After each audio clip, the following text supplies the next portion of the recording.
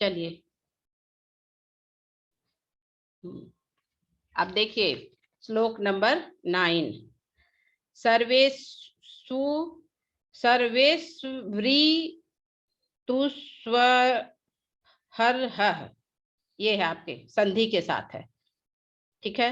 तो उसको तोड़कर मैं पढ़ रही हूँ। सर्वेषु ऋतुषु, सर्वेषु ऋतुषु, तो सर्वेषु का अंतिम अक्षर है उ और ऋतुषु का फर्स्ट लेटर है री, ठीक है।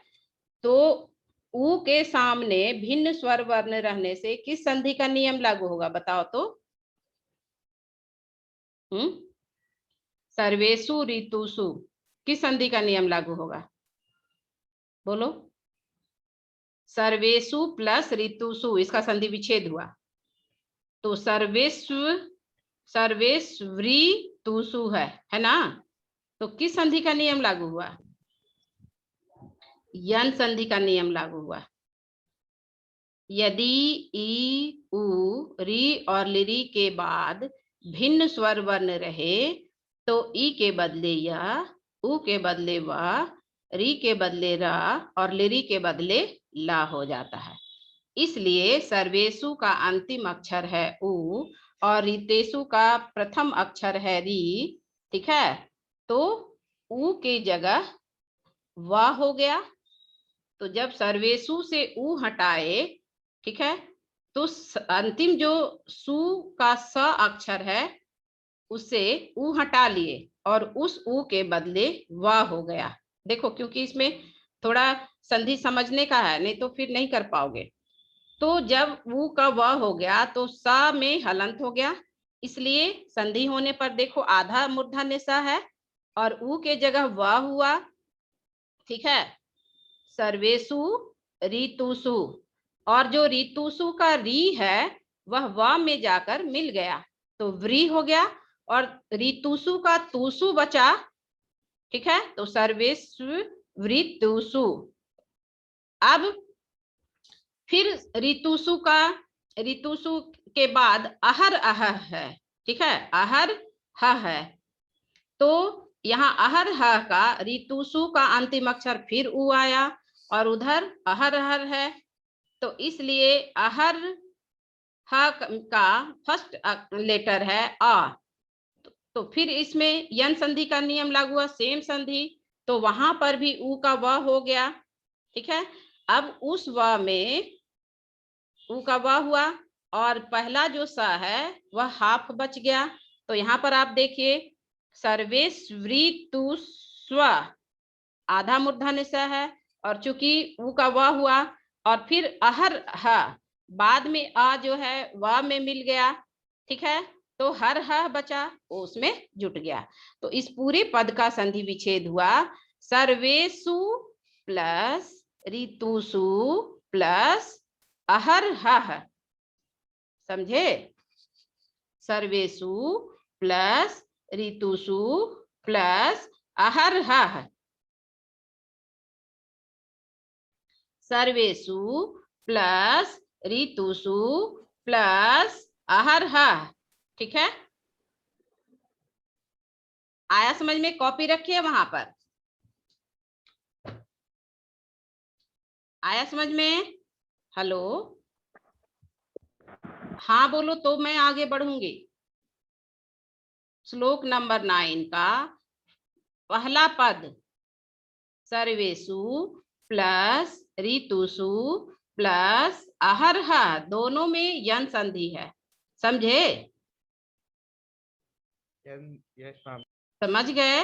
कॉपी में लिखिए उस वर्ड को, कॉपी मत लिखिए, लिखिए श्लोक नंबर 9 और वहां पर आप श्लोक को बाद में लिखिएगा क्योंकि समय झूठ मूठ का बर्बाद होगा, ठीक है।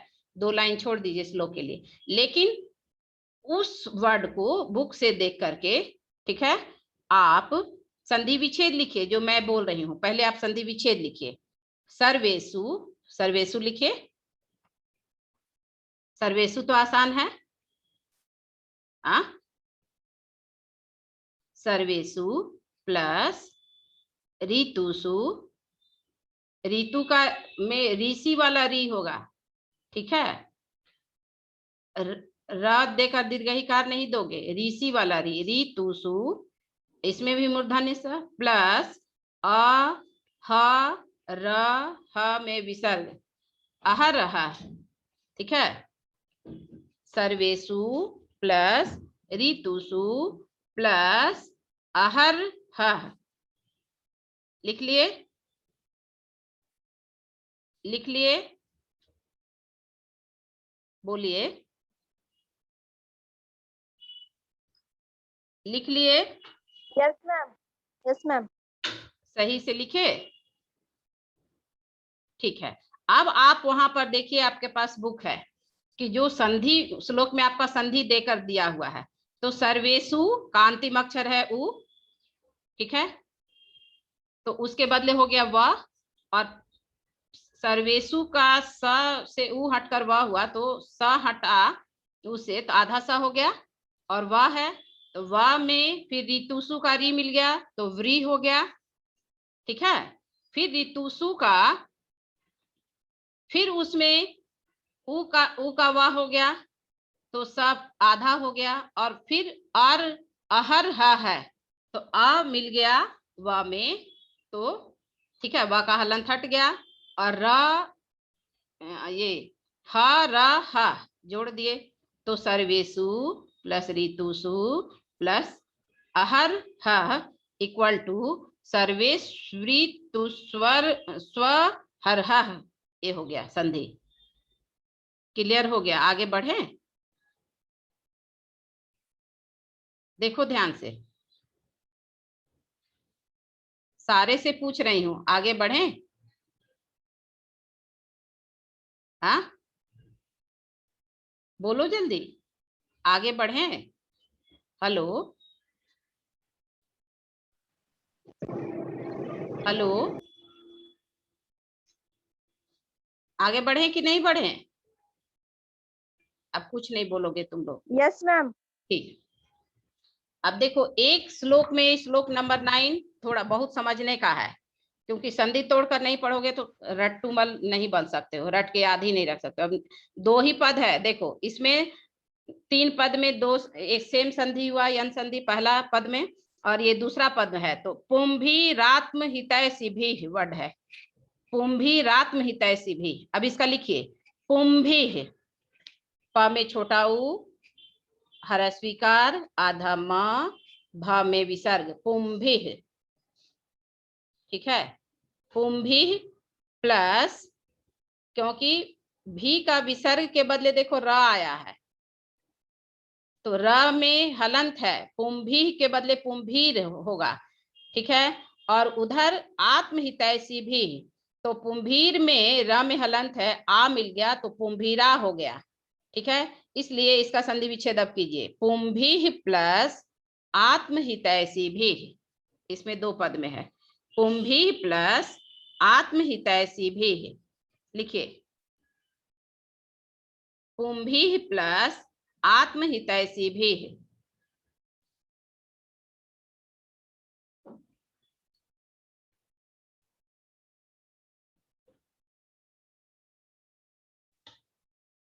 लिख लिए? पुंभी प्लस आत्महितैषी भी, पुंभी भी तृतीया विभक्ति के बहुवचन में है, और आत्महितैषी भी तृतीया विभक्ति के बहुवचन में है। सेकेंड लाइन का कीजिए, बलस्यार्धेन, बलस्य प्लस अर्धेन दीर्घ संधि, बलस्य प्लस अर्धेन दीर्घ संधि,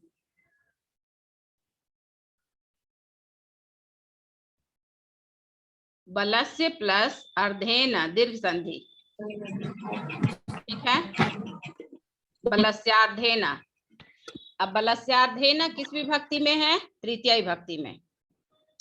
कर्तव्यो व्यायामो हन्त्यतोन्यथा, देखो, कर्तव्यो व्यायामो हन्त्यतोन्यथा, तो पहले कर्तव्यो व्यायामो, ये पूरे वर्ड का संधि विच्छेद कीजिए एक साथ, कर्तव्य प्लस व्यायामः कर्तव्यः प्लस व्यायामः प्लस हन्ति प्लस अतः प्लस अन्यथा। देख लो 5 पद को एक साथ किया है संधि। कर्तव्यः प्लस व्यायामः प्लस मैम हंती के बाद क्या बोला? हन्ति प्लस अतः, अतः मीन्स इसलिए, प्लस अन्यथा। देखो इस पूरे श्लोक को कितना संधि से जोड़ा है ना। अब इस तरह से नहीं पढ़ोगे तो कभी नहीं समझोगे। लिख लिए? लिख लिए यस मैम। सारे बच्चे? सारे बच्चे? Yes, ma'am. ठीक है। तो अब एक वेरी इजी, अब देखो अलग अलग हो गया ना, अब एकदम आसान है। अब इसका पहले अन्वय लिखो, संस्कृत में अन्वय। 1 या 2 श्लोक का शायद या 3 का नहीं कराए थे, वो भी बाद में मतलब करवा देंगे, और बाकी का तो करके भेज ही रहे हैं। लिखिए, अतः पहले आएगा, अभी आया ना, कर्तव्य प्लस व्यायाम प्लस हन्ति, हन्ति मतलब मारता है, ठीक है, नष्ट कर, यहाँ नष्ट कर देता है मीनिंग होगा, प्लस अतः प्लस अन्यथा। तो ये अतः अन्वय में पहले आएगा। लिखिए अतः, अतः अन्वय लिखो और लिखो अतः आत्महितैषी भी, अतः आत्महितैषी भी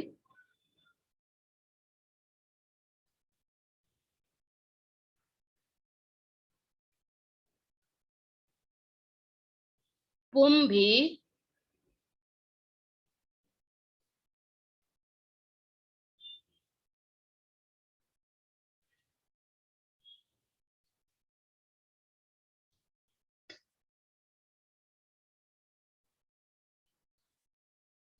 अतः आत्महितैषी भी पुंभी, लिख लिए?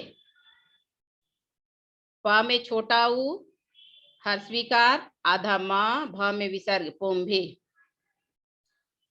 सर्वेषु, सर्वेषु ऋतुषु, सर्वेषु ऋतुषु अहरह, अ ह र ह में विसर्ग, अ ह र ह में विसर्ग, अ ह र ह में विसर्ग। लिख लिए? लिख लिए? Yes, ma'am. आगे लिखो, बलस्य, बलस्य अर्धेन, बलस्य अर्धेन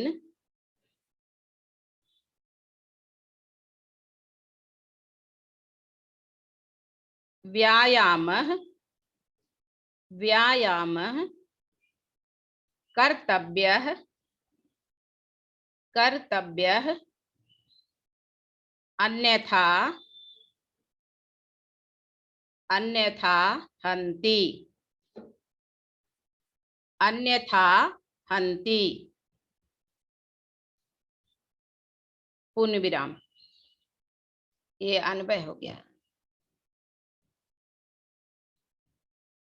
फिर से बोल रही हूं, मिला लो।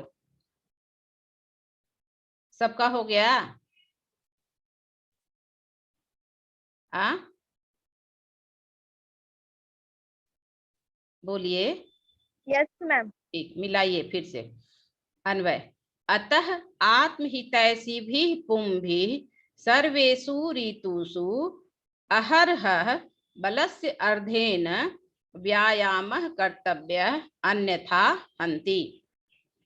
अर्थात हिंदी मीनिंग देखिए, इसलिए, अतः मीन्स इसलिए, आत्महितैषी भी पुंभी, अपना कल्याण चाहने वाले पुरुषों के द्वारा, पुंभी मीन्स पुरुषों के द्वारा, ठीक है, अपना कल्याण चाहने वाले पुरुषों के द्वारा सर्वेषु ऋतुषु, सभी ऋतुओं में, 6 ऋतु है मुख्यतः, तुम लोग 4 जानते हो, 6 ऋतु है, तो सभी ऋतुओं में अर्थात साल भर, ठीक है, ये नहीं कि 6 महीना किए, 3 महीना किए फिर नहीं किए, व्यायाम से रिलेटेड है, तो सभी ऋतुओं में अर्थात साल भर, ठीक है।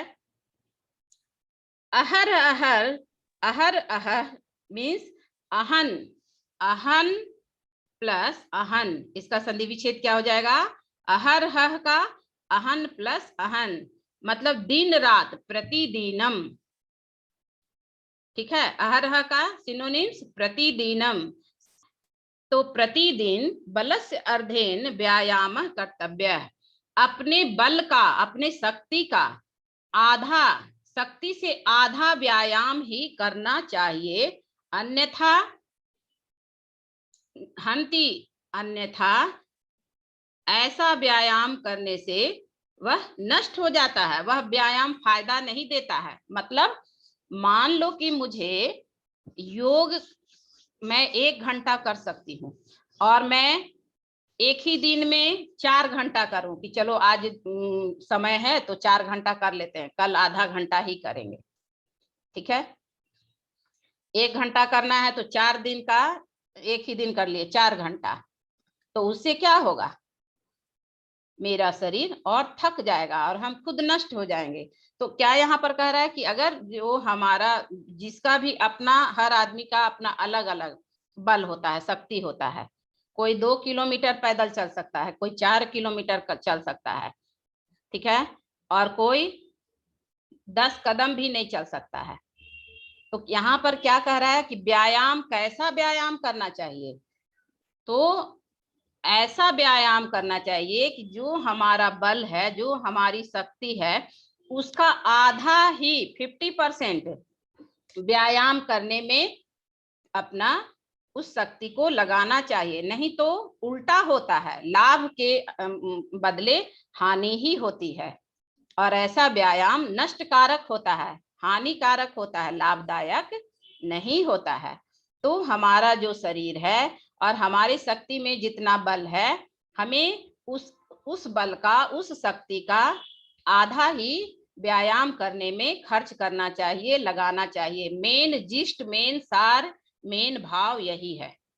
क्या कह रहा है इस श्लोक में कि अतः, इसलिए, क्या कहा, देखो उसके पहले वाले श्लोक में क्या कहा है कि व्यायाम निश्चित रूप से कल्याणकारी होता है।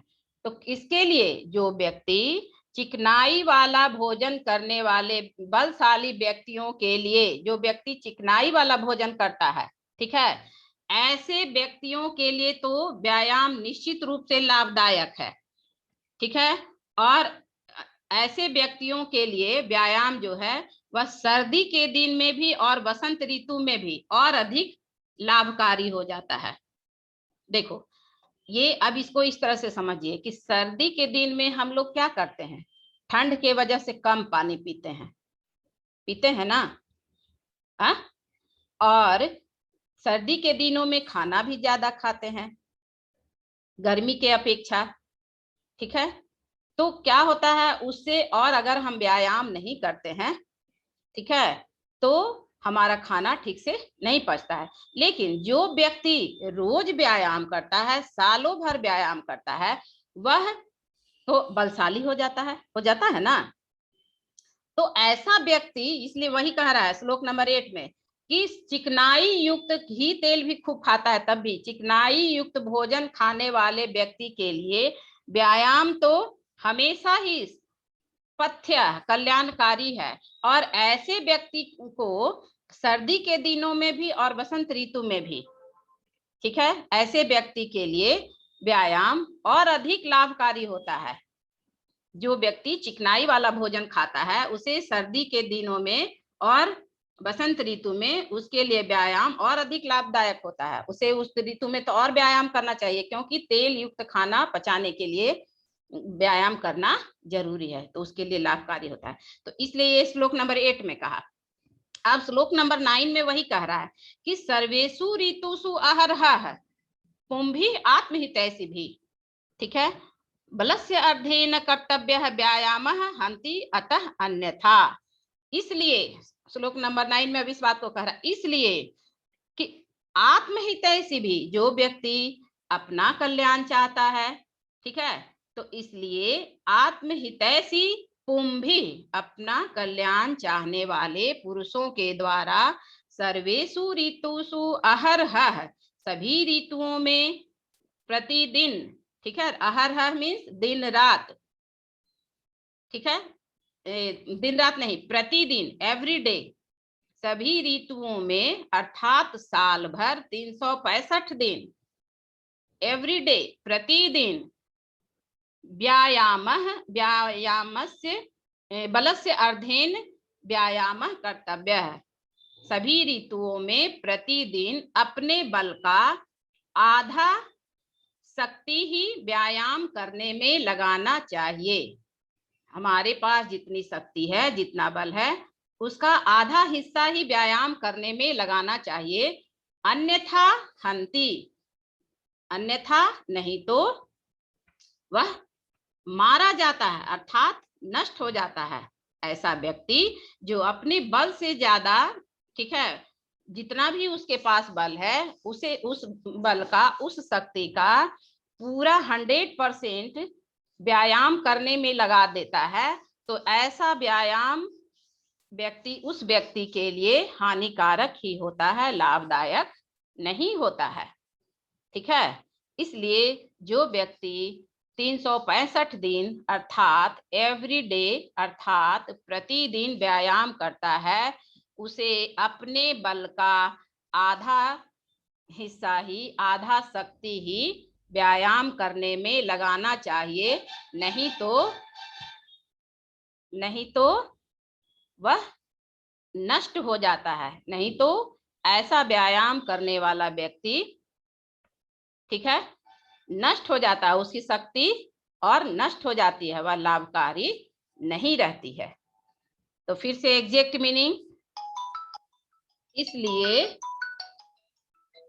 ठीक है, क्या कह रहा है, जो व्यक्ति इसलिए अपना कल्याण चाहने वाले पुरुषों के द्वारा सभी ऋतुओं में प्रत्येक दिन अपने बल का आधा शक्ति का ही व्यायाम में प्रयोग करना चाहिए। नहीं तो ऐसा व्यायाम करने वाला व्यक्ति, ऐसा व्यायाम करने वाला व्यक्ति मीन्स अपने शक्ति का 100% शक्ति को व्यायाम में लगा देने से वह व्यक्ति नष्ट हो जाता है।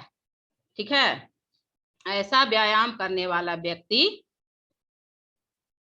मारा जाता है, नष्ट हो जाता है।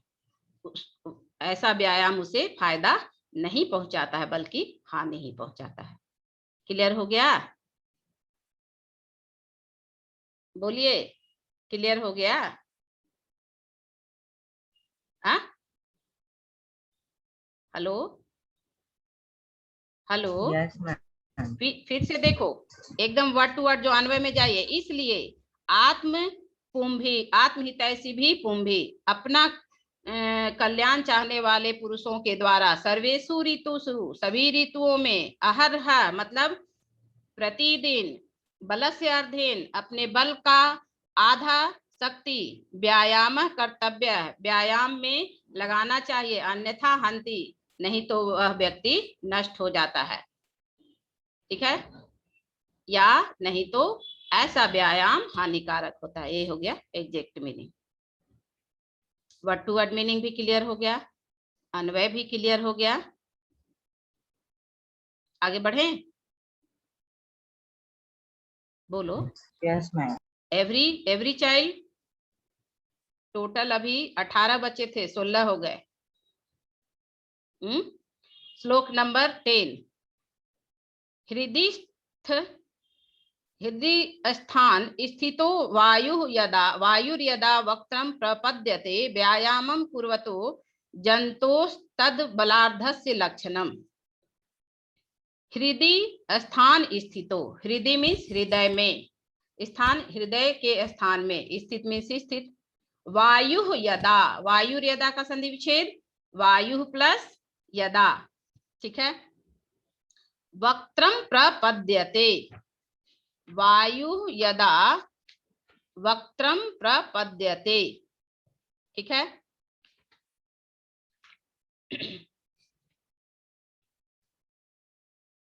अब जो क्वेश्चन करूंगी उसका जवाब दोगे, ठीक है। तो क्या कह रहा है,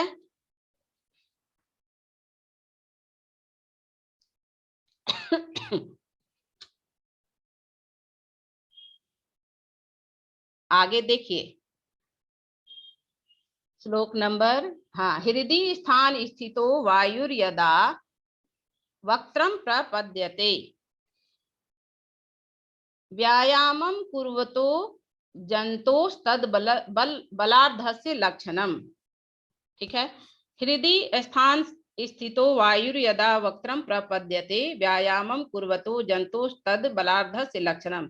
अन्वय, व्यायामं कुर्वतः जंतो हृदय स्थान स्थितः वायु यदा वक्त्रम प्रपद्यते कौमा तदा बलार्धस्य लक्षणम भवति। ब्रैकेट में भवति, भवति यहाँ दिया हुआ नहीं है, ठीक है, लेकिन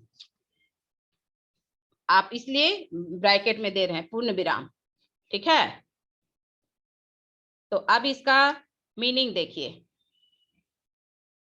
तो क्या कह रहा है फिर से, व्यायामं कुर्वतः जंतो हृदय स्थान स्थितः वायु यदा वक्त्रम प्रपद्यते कौमा तद बलार्धस्य लक्षणम भवति पूर्ण विराम। ये अन्वय है। हिंदी मीनिंग क्या हुआ, जब व्यायाम करते हुए मनुष्य के हृदय में अर्थात फेफड़ों में स्थित वायु मुख को प्राप्त होती है, अर्थात सांस फूलने लगती है। जब व्यायाम करते हैं तो सांस फूलता है ना, थकते हैं तो व्यायाम करने से सांस फूलने लगता है, ठीक है। तो वही क्या कह रहा है कि जब व्यायाम करते हुए, समझ गए,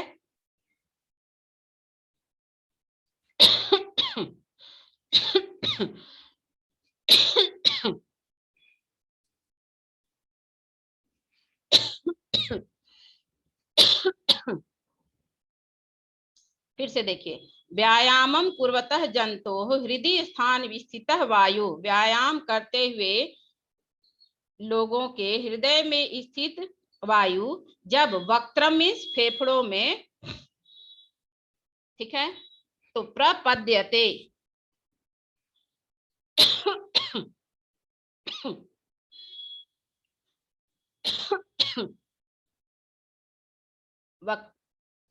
व्यायामं कुर्वतः जंतो हृदय स्थान स्थितः वायु यदा वक्त्रम प्रपद्यते कौमा तद बलार्धस्य लक्षणम भवति। जब व्यायाम करते हुए मनुष्य के हृदय में स्थित वायु मुख को प्राप्त होती है, अर्थात सांस फूलने लगती है, तो वह मनुष्य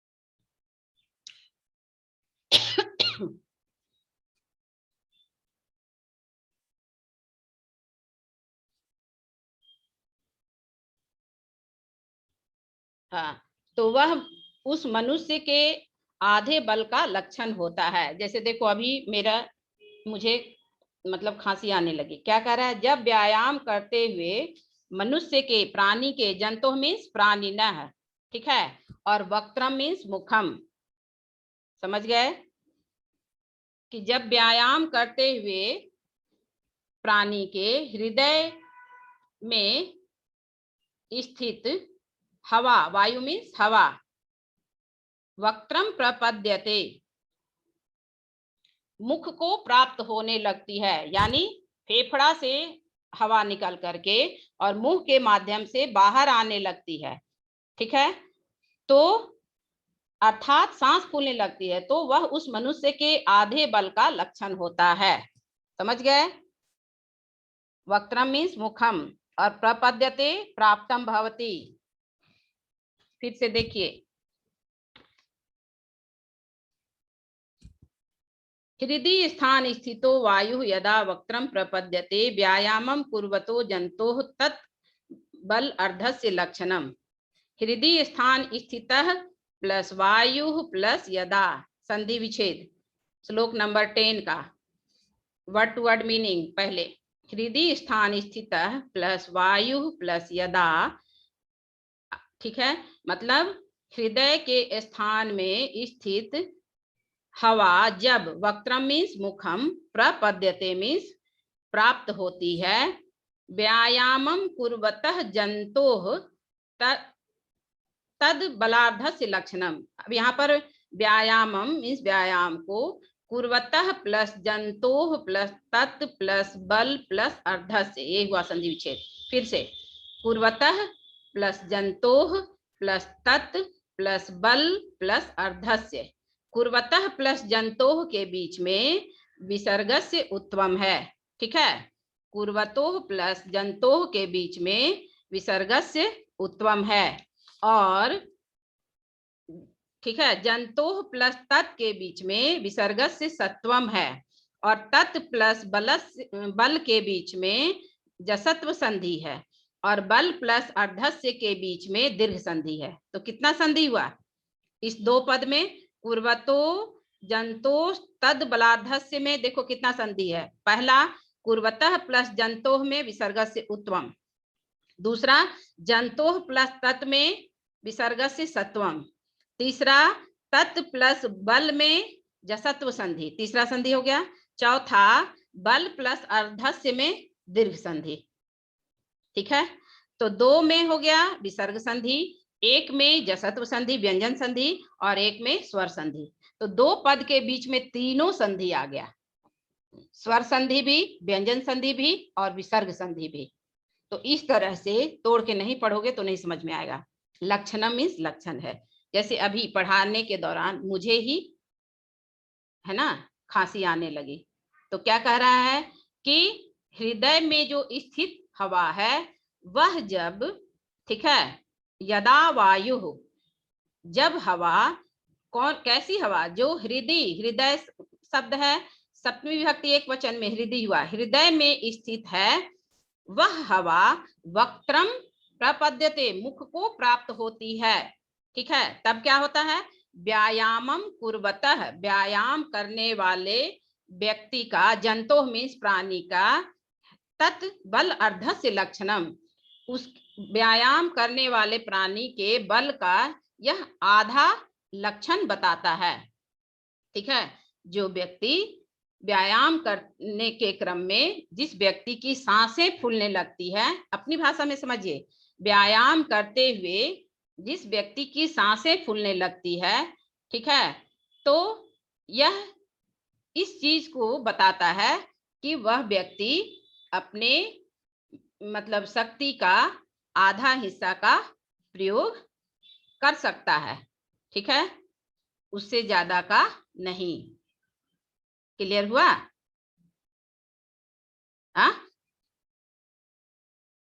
हेलो, तुम लोग बोलते नहीं हो।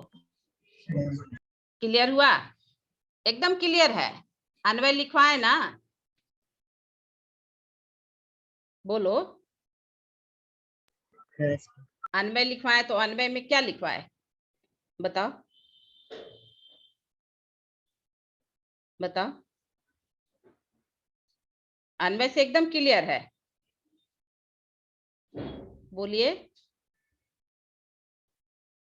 व्यायामम कुर्वतः जंतोः, ये पहले आएगा, व्यायामम कुर्वतः जंतोः हृदय स्थान स्थितः वायु यदा वक्त्रम प्रपद्यते, ये अन्वय हुआ, कौमा तद बलार्धस्य लक्षणम भवति। फिर से व्यायामं कुर्वतः जन्तोः हृदय स्थान स्थितः वायु यदा वक्त्रं प्रपद्यते तद बलाढ्यस्य लक्षणं भवति। व्यायाम करने वाले प्राणी के हृदय में स्थित वायु जब मुख को प्राप्त हो जाती है अर्थात सांस उसकी फूलने लगती है तो वह उस मनुष्य के आधे बल का लक्षण होता है। तो वह उस मनुष्य के आधे बल का लक्षण होता है। ये हो गया एग्जैक्ट मीनिंग। समझ गए? देखो मेरे Yes. माध्यम से प्रैक्टिकल भी हो गया। व्यायाम तो नहीं करें, एक तरह से पढ़ा रहे हैं तो व्यायाम ही हुआ। हाँ क्या समझ में आया? वर्ड टू वर्ड में मीनिंग क्लियर Yeah. हो गया, अन्वय हो गया, हिंदी मीनिंग हो गया कि फिर से बोलूं? बोलो। No, ma'am.